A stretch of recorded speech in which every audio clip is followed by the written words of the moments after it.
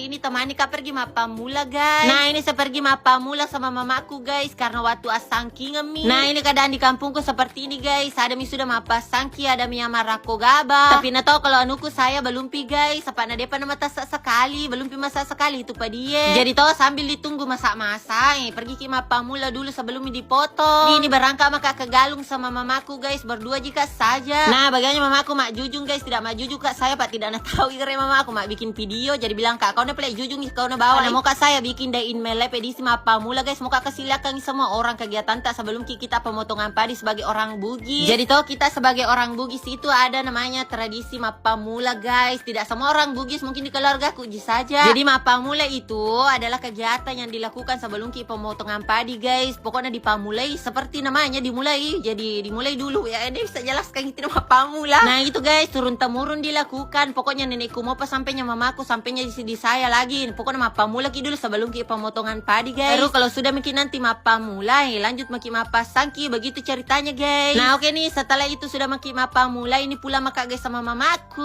Pokoknya sebentar sekali juga guys.